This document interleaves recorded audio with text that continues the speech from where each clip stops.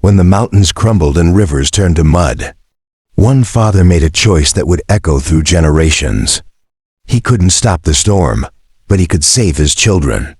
This is the untold story of the man who gave everything when nature took it all. It was December 1999. In the coastal state of Vargas, Venezuela, the rain hadn't stopped for days.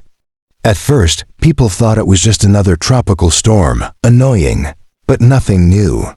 But as hours turned into days and days into nights, the rain became something else. Endless, deafening, merciless. Entire hillsides began to groan. Mud, rocks, and broken trees crashed down like thunder. Streets turned into rivers, rivers turned into graves. Amid this chaos lived Miguel Alvarez, a humble carpenter, with his wife Lucia and their 2 children, Ana and Tomas. Their small home stood halfway up a hillside, in the town of Carabaleta. Miguel had built that house with his own hands, never imagining it could one day turn against him. On the night of December 15th, he heard a sound that froze his heart. The mountain behind his house was moving. "Lucia, get the children," he shouted. But when he stepped outside, it was already too late. The rain was so heavy he could barely see a meter ahead. The ground beneath him trembled like an earthquake. In a flash of lightning, he saw it, a black wall of mud, stones, and debris roaring toward them. Miguel pushed his family inside and told them to stay low. He grabbed the flashlight and a rope. "If the house goes," he said, "we hold on to each other. No one lets go." Then came the roar. The landslide hit the edge of the house, ripping it from its foundation. Everything went dark. The sound of the storm swallowed the world. When Miguel opened his eyes, he was outside, half buried in mud. His chest hurt. He called out for his family, Lucia, Ana, Tomas. But his voice was drowned by the rain. Then, faintly he heard a cry, a child's voice. He turned and saw a piece of their roof sticking out from the mud. His son was trapped beneath. Miguel clawed through the mud with his bare hands, ignoring the pain slicing through his palms. Every handful of earth was heavy, wet, and cold, but somewhere beneath it, his son was still calling out, "Hold on, Tomas. Papa's coming." The boy's cries were faint, muffled by the thick sludge. The rain was relentless, like bullets falling from the sky. Miguel finally found the edge of the roof, and with one desperate push, managed to lift a broken wooden beam. A tiny hand reached out. It was his son's. He pulled Tomas free and held him close, covered in mud, trembling but alive. "Where's Mama? Where's Ana?" Miguel turned. The rest of the house was gone. The hillside above was now an open wound of sliding soil and falling trees. He spotted movement. Lucia clutching Ana halfway down the slope, trapped behind a fallen trunk. The mud was rising fast around them. Miguel tied the rope around his waist and shouted to Tomas, "Don't move from here. Whatever happens, stay." He plunged into the rain again, dragging his feet through the thick mud. Every step was a battle.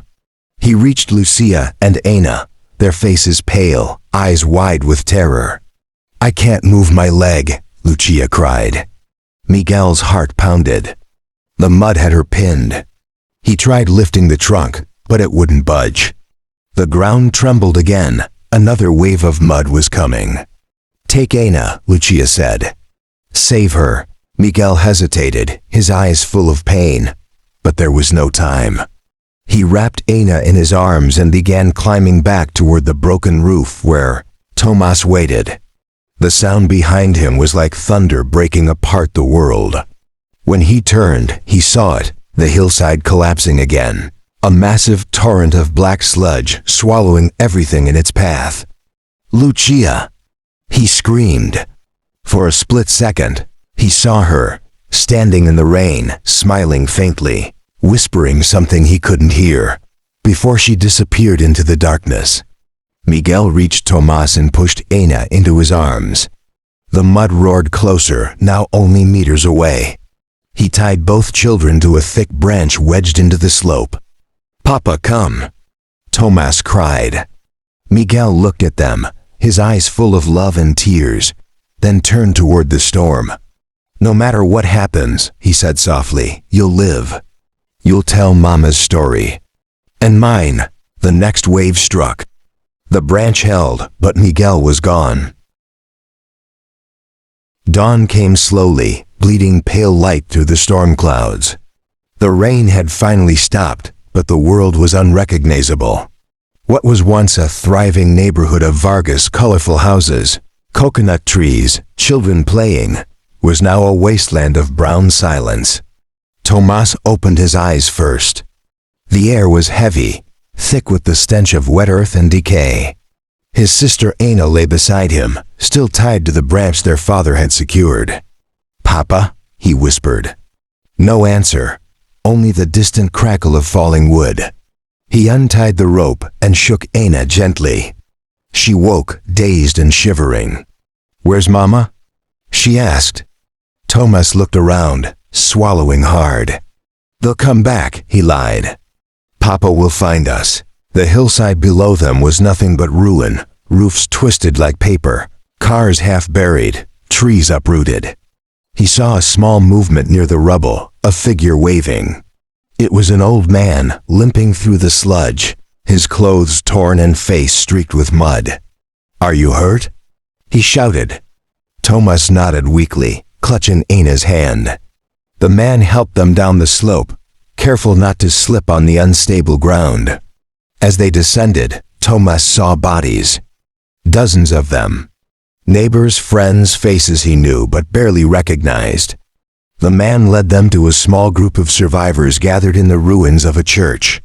The bell tower had collapsed, but the wooden cross still stood, leaning, half buried. A rescue team arrived hours later, soldiers, medics, volunteers. A woman with a kind face wrapped the children in blankets and handed them water. "What's your name, sweetheart?" she asked Ana. "Ana Vargas," she whispered. "And my brother?" "Tomas." The rescuers paused, glancing at one another. Vargas. The town itself had shared their name, now a symbol of tragedy across Venezuela. Over the next days, news spread. Mudslides devastate Vargas. Thousands feared dead. Helicopters circled above, lifting the wounded, searching for survivors. Tomas refused to leave the hill. "I have to find Papa," he told every soldier. "He saved us. He'll come back." But by the fifth day, hope was fading. Then one morning, a rescuer shouted. They had found a man buried near the same branch where Tomas and Ana had been tied. He was clutching a piece of Lucia's scarf in one hand. His other arm was outstretched, as if still trying to reach for his children. Miguel Vargas had not survived, but his last act had saved both of his children's lives. When Tomas was older, he would return to that hill, stand before the leaning cross, and whisper, "You kept your promise, Papa. We lived." And the world remembers. Days turned into weeks, but the world of Vargas never returned to what it once was. The smell of the sea had changed, no longer carrying the joy of fishing boats, but the silence of loss. Tomas and Ana were taken to a temporary shelter in Caracas. Hundreds of families slept on the same cold concrete floor. Mothers searched for sons, sons searched for fathers, calling names into the darkness, hoping for answers that would never come. At night, Tomas dreamed of the rain. The sound of water crashing down, the echo of his father's voice, "Hold on to me." One evening, a journalist from the capital arrived at the shelter. She was documenting survivor stories for the national news. Her name was Elena Duarte. "You're the Vargas children, right?" she asked softly, kneeling beside them. Tomas nodded. "Our father. He tied us to a tree. He didn't come back." Elena listened quietly, tears filling her eyes. She recorded every word, every pause. "Your father's name will not be forgotten," she promised. "People must know what he did." A few days later, Tomas saw a newspaper headline pinned to the shelter wall. Father's final sacrifice. Miguel Vargas dies saving his children. Underneath, their photograph, Tomas and Ana, covered in mud, clutching each other beneath the broken cross. The article spread across Venezuela, then beyond, reaching newspapers in Spain, the US, and France. Donations poured in. Aid groups arrived with food, medicine, and volunteers. Miguel Vargas became a symbol, not just of tragedy, but of selfless love in the face of destruction. 1 year later, on the anniversary of the mudslide, the government held a memorial service near the coast. Tomas stood in front of the rebuilt church, holding a single white flower. A statue had been placed there, carved from stone washed down by the flood. It showed a man reaching forward, his arms outstretched, holding 2 small children. The inscription below read, "He gave his breath so that theirs could continue." As the choir began to sing, Ana whispered, "Do you think he knows, Tomas?" Tomas smiled faintly. He knew before anyone else did. The rain began again, not the furious kind that destroyed, but the gentle kind that cleansed. And as drops fell onto the statue's face, it seemed for a moment as if Miguel Vargas was crying with them, tears of peace. Years passed, and the ruins of Vargas began to rebuild. The ocean once again shimmered with fishing boats, and laughter slowly returned to the narrow coastal streets. But for Tomas Vargas, the sound of rushing water never stopped echoing in his mind. By 2009, Tomas was 20. He had grown into a quiet, thoughtful man, the kind who spoke less, but saw everything. He worked with an aid organization that rebuilt homes in disaster zones, traveling across South America, Peru, Chile, Colombia, wherever floods or landslides tore families apart. People often asked him why he chose such dangerous work. He would simply reply, "Because someone once chose to stand in danger for me." One afternoon, while helping rebuild a collapsed school in Ecuador, a young boy asked him, "Did you ever see your father again?" Tomas smiled softly and said, "Every time I help someone survive, I see him." Ana, now a nurse, joined a medical mission that treated trauma victims. Together, the siblings carried forward their father's legacy, not through words, but through compassion.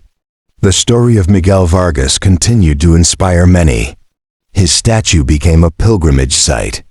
People from across Venezuela left flowers and letters at its base. Some thanked him for reminding them of courage.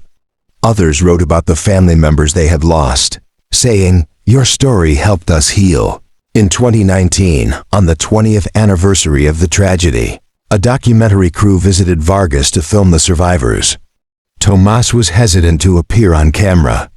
But as he stood once more before the sea, the same sea that had swallowed his childhood, he realized that silence could not honor his father forever. He looked into the camera and said, "My father taught me that love is stronger than the storm." He didn't die trying to escape it. He faced it so we could live. That's the kind of courage I want to remember him by. His words aired on national television, and for the first time, the country fell silent in unity, not out of fear, but out of respect. That night, Tomas returned to the church, now rebuilt with white walls and stained glass. The cross that had once broken now stood tall again. He lit a single candle at the altar and whispered, "We made it, Papa. We survived." Outside, the rain began to fall once more, a soft, cleansing rain that shimmered against the new memorial lights.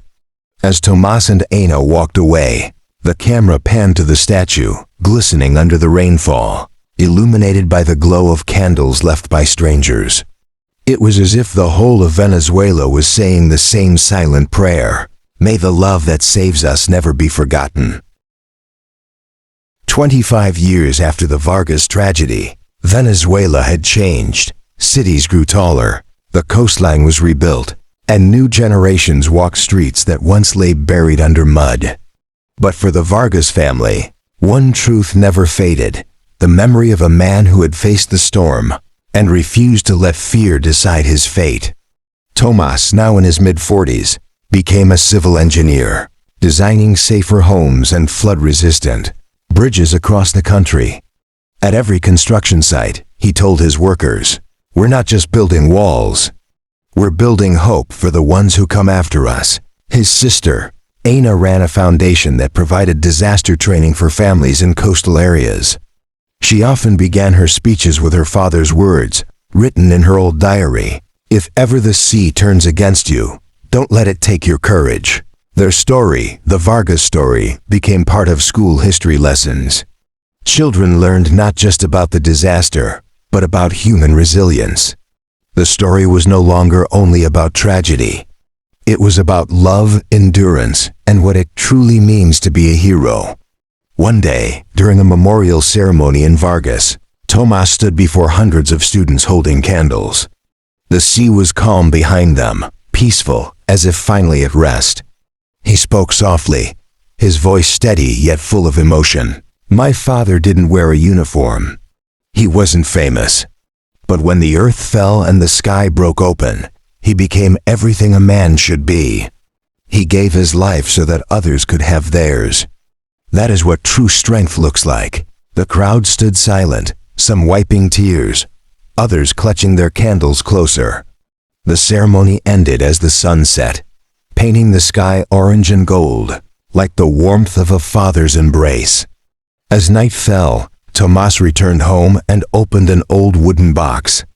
Inside were his father's belongings, a rusted wristwatch, a family photo, and a water-stained note that read, "For my children, always keep the light alive." He placed the note on his desk and looked outside. Rain was beginning again, gentle this time, tapping against the glass like a heartbeat. With a deep breath, Tomas whispered to the night, "We kept it alive, Papa. Your light never went out." And for a moment, the sound of the storm faded, replaced by the quiet strength of a promise kept. Because sometimes, the greatest legacies are not written in books or monuments. They're carried in the hearts of those who survived. Thanks you for watch. Every old story holds a lesson worth remembering. If you enjoyed this one, subscribe for watch and listen more old times, real stories, and don't forget,